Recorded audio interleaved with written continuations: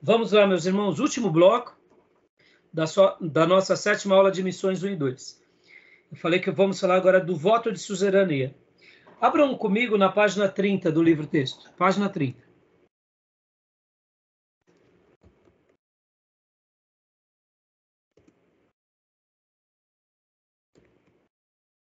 Página 30.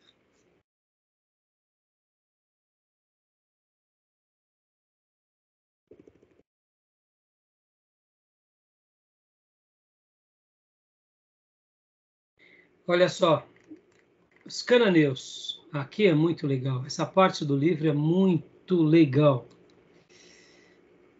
Deixa eu compartilhar com vocês aqui.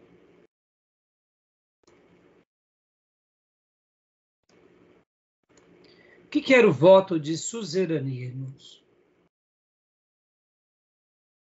Agora o nosso querido irmão Dom Richards, ele vai começar a falar um pouco sobre a história, o pano de fundo dos cananeus.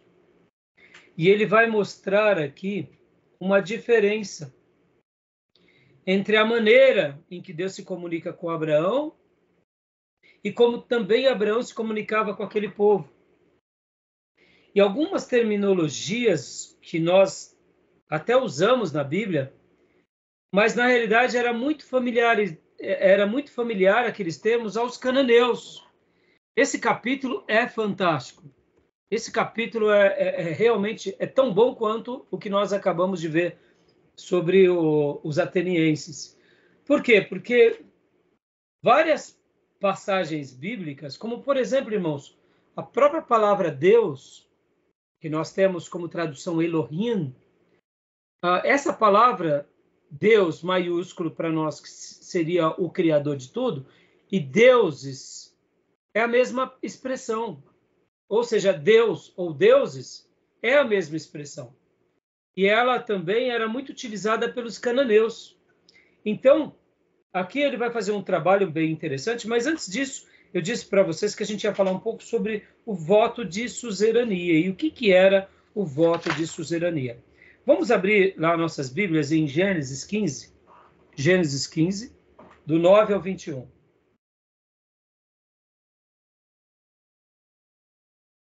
Gênesis 15, do 9 ao 21.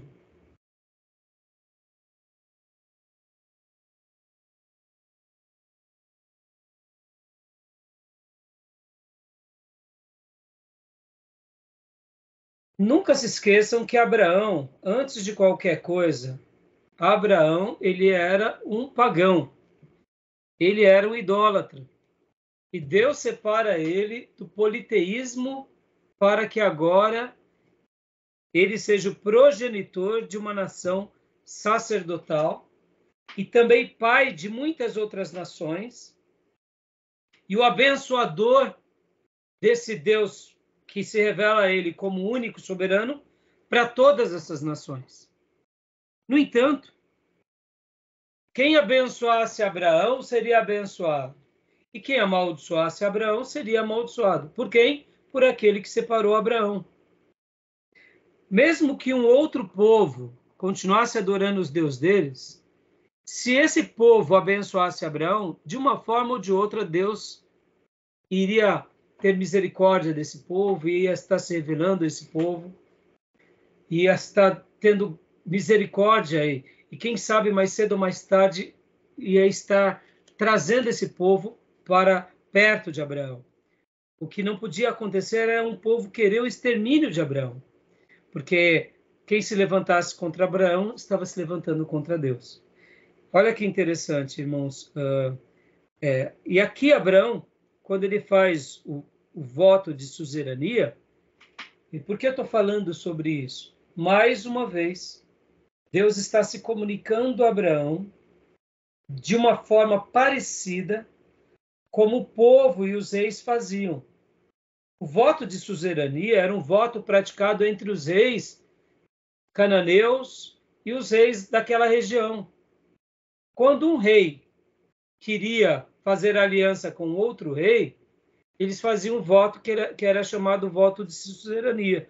Ao lermos Gênesis 15, nós não temos o nome suzerania, mas ao estudarmos a história, a gente conhece que entre os antigos havia esse voto. E as características daquele voto são essas características apresentadas aqui. Olha que interessante.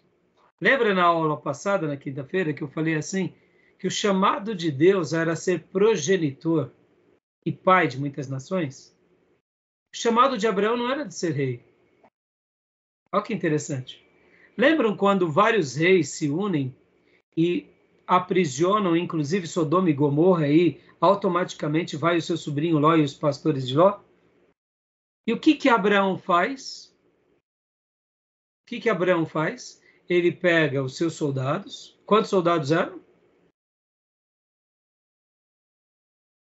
318. Por isso que algumas denominações neopentecostais, para aludir que eles têm os 318 pastores, são tão poderosos quanto. Eles tomam esse número como um número mágico, né? Aqui temos os 318. E o que Abraão faz? Ele luta contra aqueles reis, e o que ele faz? Ele vence. Agora eu te pergunto, quando você vencia um outro rei, o que acontecia com aquele outro reinado subjugado? Você se tornava o quê? Dominador. Dominador. Mas espera aí, como que é o nome do dominador supremo que vence os outros reinos? Rei. E Abraão virou rei desses outros reinos? Não.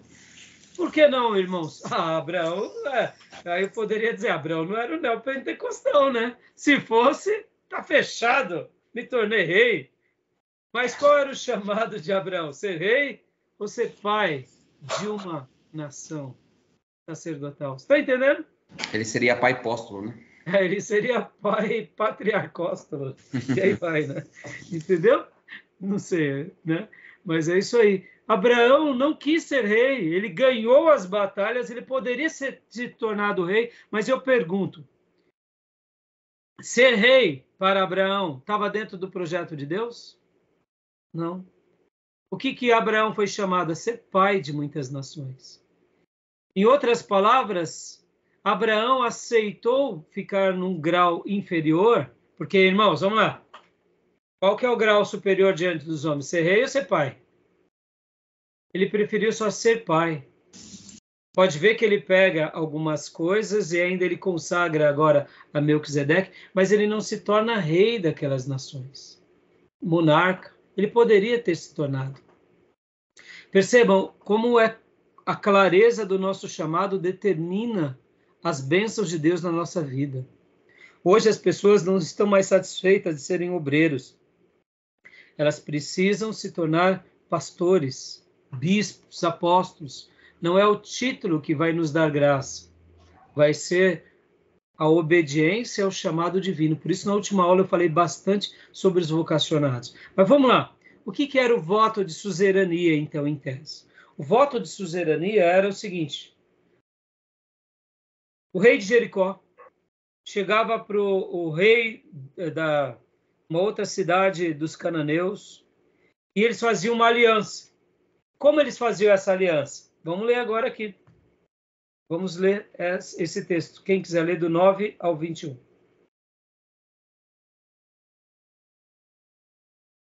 Gênesis 15, do 9 ao 21. Posso ler, pastor? Por favor, pastor Johnny. Respondeu o Senhor: traga-me uma novilha, uma cabra e um carneiro, todos com 3 anos de idade, e também uma rolinha e um pombinho. Abraão trouxe todos esses animais, cortou-os ao meio e colocou cada metade em frente à outra. As aves, porém, ele as cortou. Nisso, aves de rapina começaram a descer sobre os cadáveres, mas Abraão os enxotava. Ao pôr do sol, foi tomado de sono profundo, e eis que vieram sobre ele trevas densas e apavorantes. Dá uma pausa até aí, pastor. Deixa eu só fazer um comentário anterior, irmãos. Lembrando que aqui é quando Deus se revela para Abraão, que Deus seria o escudo e que Abraão teria uma grande recompensa. Mas Abraão diz para Deus, como que eu vou ser tudo isso se eu só tenho um herdeiro que é Eliezer, o Damasceno. E aí Deus diz para ele, não, você vai ter um filho, um herdeiro, não se preocupe. E aí o texto diz que Abraão sai da tenda, olha para o céu, e Deus diz, olha, a sua descendência vai ser como as estrelas do céu. E então Abraão, no versículo de número 6, diz, Abraão creu no Senhor e isso lhe foi creditado como justiça. E Deus ainda diz para ele, olha Abraão, eu te tirei de Ur e eu te dei essa terra. Então, você vai tomar posse dessa terra. E aí vem o texto que o pastor começou a ler. Então agora Deus está chamando Abraão para pegar alguns pombinhos, uma cabra e um carneiro, todos de 3 anos, e uma rolinha e um pombinho. E aí Deus pede para que ele corte esses animais e coloque um na frente do outro. E agora vem o quê? Vieram as aves de rapina, e Abraão enxota. Quando o sol se põe, vem uma escuridão muito grande sobre aquele lugar. Continua para nós, pastor, versículo 3. Vamos lá. Então o Senhor lhe disse, saiba que os meus descendentes serão estrangeiros numa terra que não lhes pertencerá, onde também serão escravizados e oprimidos por 400 anos. Mas eu castigarei a nação a quem servirão como escravos, e depois de tudo sairão com muitos bens. Você, porém, irá em paz a seus antepassados e será sepultado em boa velhice. Na 4ª geração, os seus descendentes voltarão para cá, porque a maldade dos amorreus ainda não atingiu a medida completa. Depois que o sol se pôs e veio a escuridão, eis que um fogareiro esfumaçante, com uma tocha acesa, passou por entre os pedaços dos animais. Naquele dia, o Senhor fez a seguinte aliança com Abrão. Aos seus descendentes dei esta terra, desde o ribeiro do Egito até o grande rio, o Eufrates, a terra dos queneus, dos quenezeus, dos cadmoneus, dos hititas, dos ferezeus, dos refaíns, dos amorreus, dos cananeus e dos girgazeus e dos jebuseus. Joia, ao ler o texto assim, fica meio enigmático, mas por que Deus diz que vai dar a ele uma descendência tão imensa quanto as estrelas do céu, e logo depois pede os animais, e aí vem as aves de rapina, e aí depois vem uma escuridão, e depois vem um fogareiro, e passa ali no meio. Mas o que tem a ver uma coisa com a outra? O que tem a ver? Aí vamos lá para o voto de suzerania, irmãos. O que um rei fazia com o outro? Vamos supor aqui que um hitita chegasse para um ferezeu e fizesse uma aliança, esses dois reis. Como que era feita a aliança deles? Eles pegavam os animais, cortavam os animais, e os dois reis, na presença de outras testemunhas, passavam entre os animais mortos e se fazia a seguinte aliança. Aquele que quebrar a aliança, assim como esses animais foram despedaçados ao meio, quem quebrou a aliança será despedaçado ao meio. Esse era um voto de suzerania. Esse era um hábito que os cananeus faziam. Agora Deus vem para Abraão, não só os cananeus, mas esse voto de suzerania era feito por todos os contemporâneos de Abraão, inclusive os povos ali naquela região. Agora vem Deus, se revela a Abraão, dá uma promessa a Abraão, e ele fala na linguagem que Abraão conhecia. Qual era a linguagem que ele conhecia? A linguagem de reis, de príncipes, de homens que faziam alianças fortes e se mantinham até o final. Só que há uma diferença. Qual é a diferença? Deus, olha só que fantástico, isso que é o ponto alto do voto de suzerania. Deus pede tudo isso para Abraão, Abraão fica esperando, podem ver? Olha só.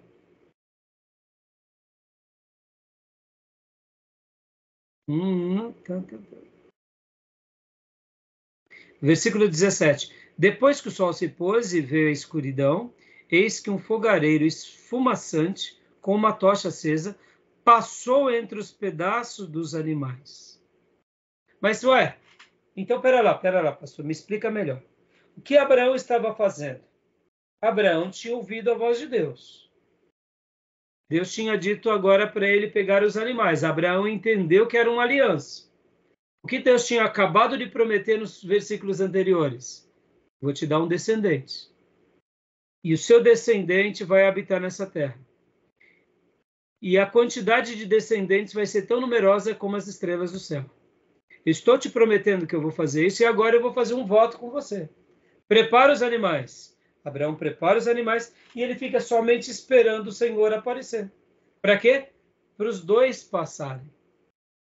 Só que o mais lindo aqui nesse voto foi o seguinte, que Deus passa sozinho.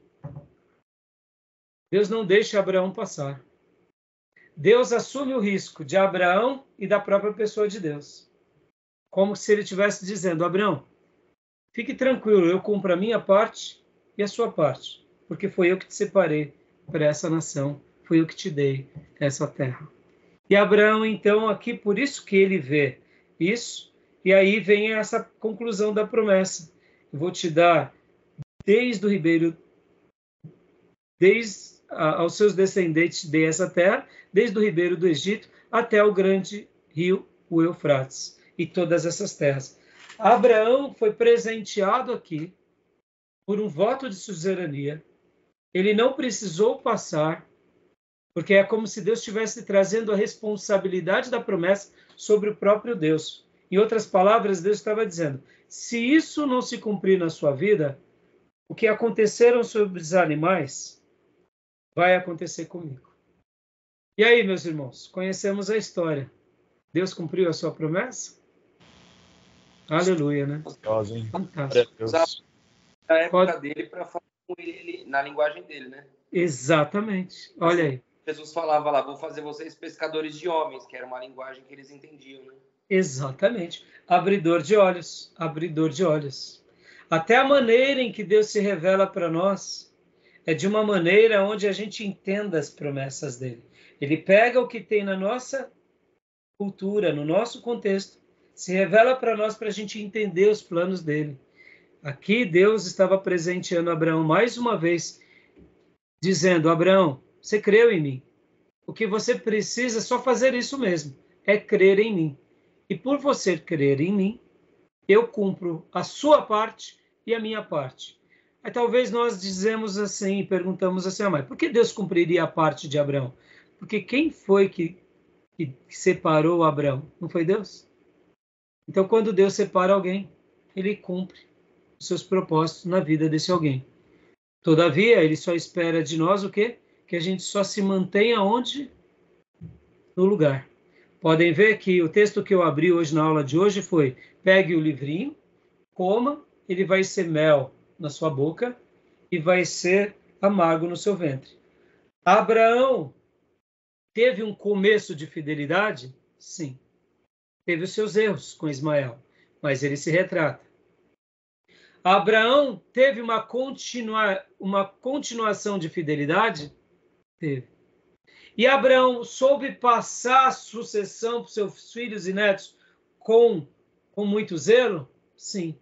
Por isso que a obra de Deus continuou sendo muito abençoada. Enquanto eu, certa ocasião, irmãos, fazia uma lição de casa sobre a vida dos patriarcas, eu notei uma coisa muito interessante que a gente não nota ao ler a Bíblia. Mas Abraão tem Isaque com 100 anos de idade. E Abraão morre com 175 anos. E a Bíblia diz, repleto de vigor. Isaque vai ter Jacó com, se não me falha a memória, com 40 anos. Se não me falha a memória. E quando a gente vai ver essas sucessões, possivelmente Abraão, ele pôde ajudar os seus filhos e netos durante muito tempo, passando as tradições. Ou seja, ele teve um começo de fidelidade, teve uma manutenção de fidelidade e teve uma sucessão de fidelidade. Depois dê uma olhadinha nessas datas, é muito enriquecedora, né? A gente não percebe isso ao ler Gênesis, mas quando a gente faz uma lição de casa, a gente nota isso. A gente nota que um filho para o outro filho, a gente vai vendo, porque quando começa a contar a história dele, não foca naquele personagem, né? Bom, meus irmãos, e agora para a gente concluir a nossa aula, tudo bem até aí? Beleza até aí? Tranquilo? Tranquilo. Alguma pergunta? Alguma dúvida sobre o voto de suzerania? Hoje, na nossa atualidade, eles vão chamar a suzerania, pelo que eu estava vendo aqui na internet. Deixa eu até pegar aqui o termo correto para não falar bobeira.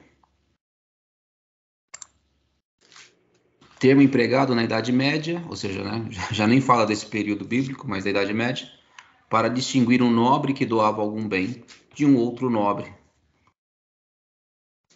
Então, o que eles usam como terminologia aqui. Mas você vê, isso também... Bom, na Idade Média eu desconhecia. Mas depois... a palavra também é viva, né? Pode ser que ao longo do tempo eles tenham empregado isso nessa situação. Exatamente. É porque assim, né, irmãos, até uma coisa importante, né? A internet ela é muito útil para pesquisas rápidas, né? Mas a gente tem que lembrar que muitas vezes até a gente não pode, nessas horas a gente tem que ter uma pesquisa um pouco mais específica, né? Por Sim. exemplo, nos autores, quem é que disse, né? A Wikipédia ela é muito boa para uma pesquisa rápida, algumas informações de datas, mas podem ver que muitas pessoas elas preenchem essas informações e vocês sabem que quem conta um conto aumenta um ponto, né? Então, por isso que a gente tem que ter algumas pesquisas. Mas depois tem mais uma pesquisada sobre esse termo, suzerania, que vocês vão ver com relação aos dias de Abraão, tá bom? Beleza, meus irmãos? Beleza? Então, vamos lá. E agora, para a gente concluir aqui o livro-texto, as histórias dos cananeus, né? O que vocês acharam lá? E vou compartilhar aqui para vocês. Ficou alguma dúvida sobre essa literatura quando nosso irmão Dom Richardson fala sobre os cananeus? Ficou tudo claro para os meus irmãos? A maneira em que ele vai tratando os reis, Melquisedeque, os termos cananeus, que eram muito familiares, né? E quando a gente vê essa questão de Abraão entre os cananeus, ali já vai tendo uma ponte da maneira em que Deus vai se comunicando. Os irmãos ficaram com dúvida, querem fazer algum comentário? Tem alguma parte ali que vocês acharam interessante ou não entenderam?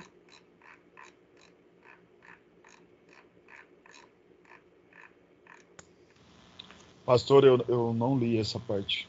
Eu ia falar exatamente isso. Então, eu vou só mostrar aqui para vocês, aqui, ó.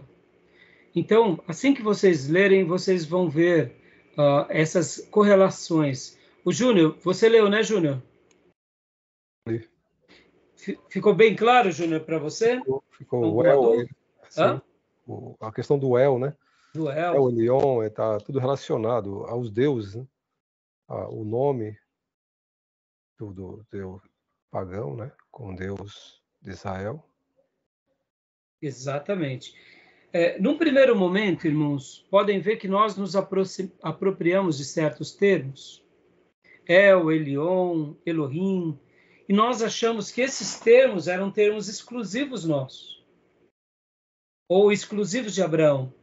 Mas quando a gente vê o estudo aqui do nosso irmão, isso fica bem claro, porque ele está fazendo aqui uma lição de casa, mostrando um pouco como era a cultura dos cananeus. Então vamos ler essa parte aqui. Leia para nós, Júnior, por favor. Essa daqui que eu destaquei. Tanto El como Elion eram nomes cananeus para o próprio Yahvé. El ocorre frequentemente nos textos ugarísticos da antiguidade. O termo cananeu El insinuou-se até mesmo na língua hebraica dos descendentes de Abraão, em palavras tais como Betel, a casa de Deus, El Shaddai, Deus Todo-Poderoso ou Altíssimo, Elohim, Deus, forma plural de El, que não obstante retém um significado singular misterioso. Continua. Pode continuar. Elion também aparece como um nome para Deus nos textos antigos, escrito em fenício, uma ramificação posterior da língua cananeia antiga de Melquisedeque. A forma composta El e Elion aparece até numa inscrição aramaica da antiguidade encontrada recentemente na Síria, quando ligados os termos El e Elion significa Deus Altíssimo. Então, só uma pausa aqui, por favor, Júnior. Então, percebam, irmãos, que, olha, o nosso irmão, ele está falando sobre inscrições na Síria. Aqui ele pega termos escritos fenícios. Aqui, olha só, textos ugaríticos. O que seriam? Seriam outros povos da antiguidade. Então, esses termos eram muito comuns a esses povos. As civilizações antes de Israel, né? Sim, exatamente. Pode ver que eram palavras usadas, mesmo entre os pagãos, e num contexto onde Deus está separando Abraão do paganismo e agora se revela a ele com termos que eram comuns a eles. Irmãos, vamos aqui contextualizar. Vamos contextualizar rapidamente. Eu sei que já estamos quase no final, mas eu queria... Quando um católico fala assim, não, porque eu sigo a Deus. Aí a gente fala assim, não, mas o meu Deus é diferente do seu Deus. Não é assim que a gente geralmente desenvolve o diálogo? Uhum. Aí vem o espírita e fala, não, mas eu sigo a Deus. Aí vem o muçulmano e fala assim, Alá é Deus. E aí a gente não sabe nem como se comunicar. Era mais ou menos isso que acontecia nos dias de Abraão. São termos que todos utilizavam segundo as suas crenças, e veio Deus para Abraão e se revela. E Abraão dá a entender que ele foi muito resolvido, mostrando para esses outros povos o seguinte, olha, tudo isso que vocês acreditam serem muitos, é um só. É um só. Ele quebra a ideia mística, mágica, e ele traz para o monoteísmo, porque, irmãos, a ideia da magia, ela só vai alcançar força no místico da magia no politeísmo, porque é a guerra dos deuses. Quando a gente diminui esses deuses dizendo, olha, não é Deus o que você acha que é Deus. Deus é só um. A magia não tem força, porque nem mesmo o diabo pode contra Deus, até porque, como dizia Lutero, o diabo é o diabo de Deus. O diabo é o diabo de Deus. Até quando Deus quer, o diabo faz o que Deus quer.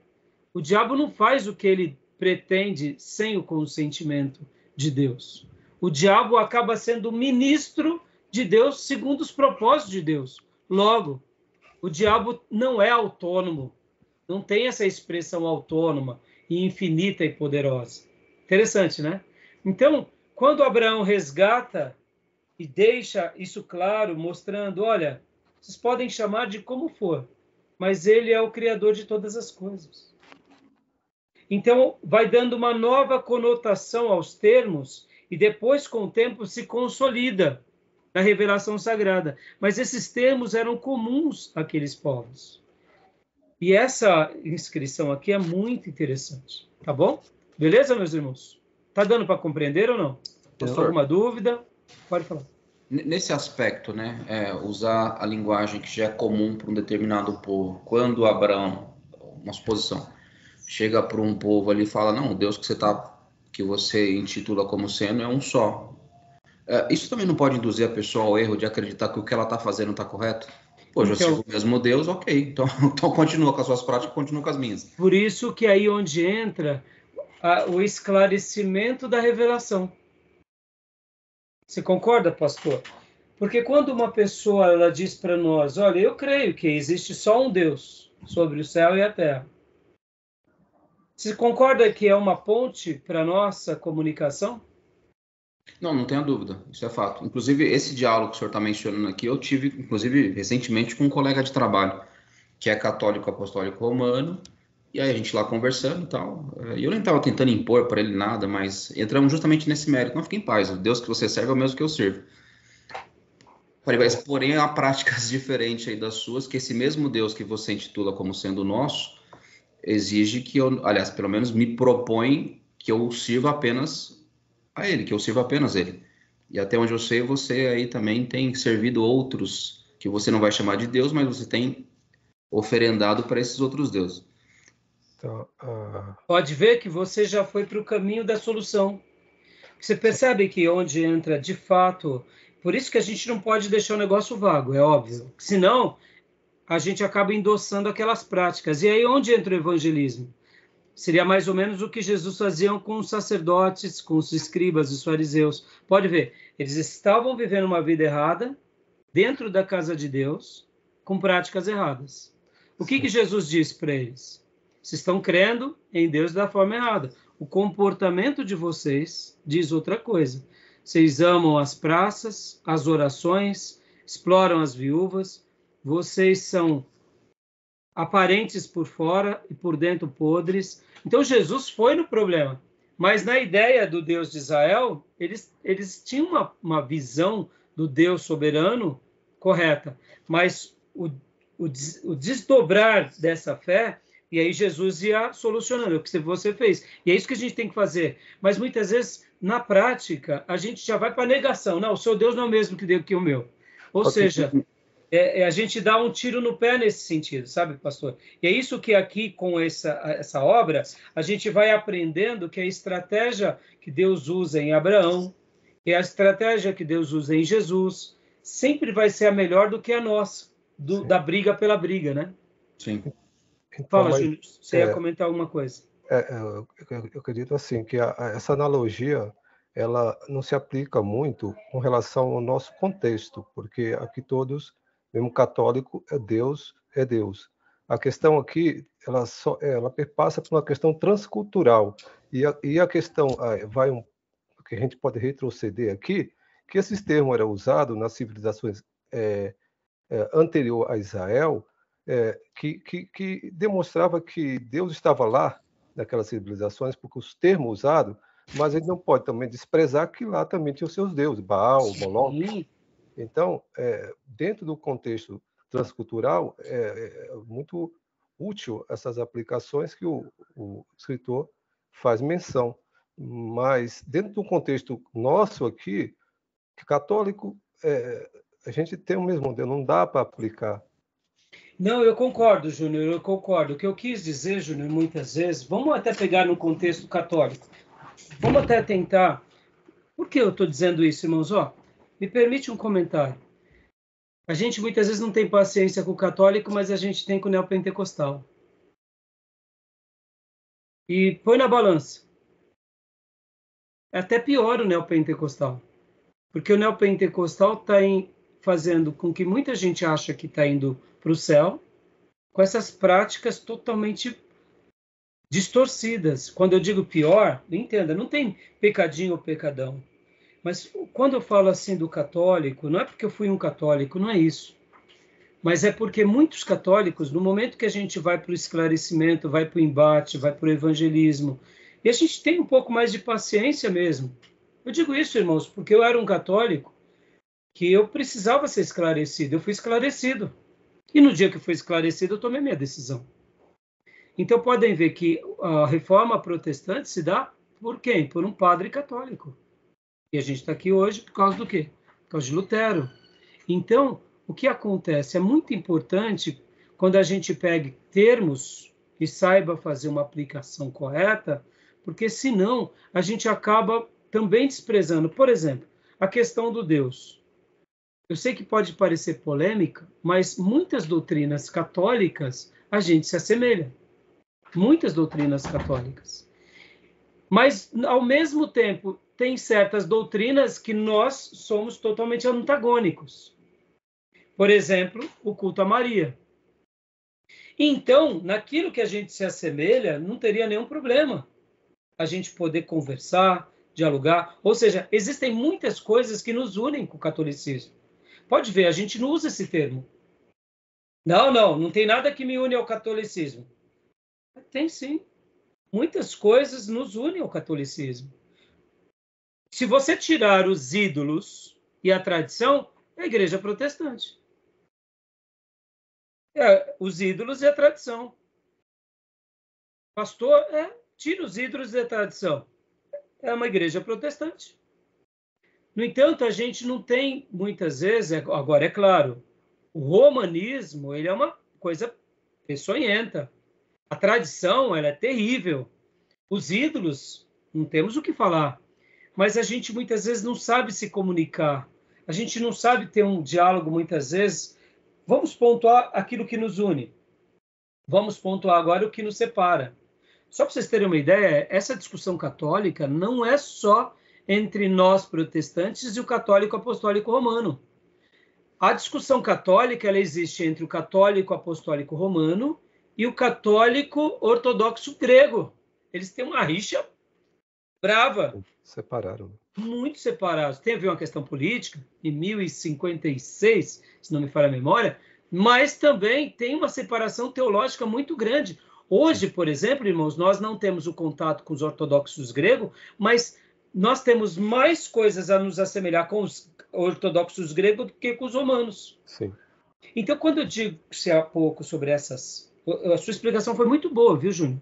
A gente só tem que tomar um cuidado, porque senão também a gente vai entrar para o lado do ecumenismo. Não é isso que eu quero falar, irmãos. Eu estou falando sobre essas terminologias, sobre a gente poder ter abridores de olhos, a gente poder ter argumentos, a gente poder também olhar para os nossos problemas.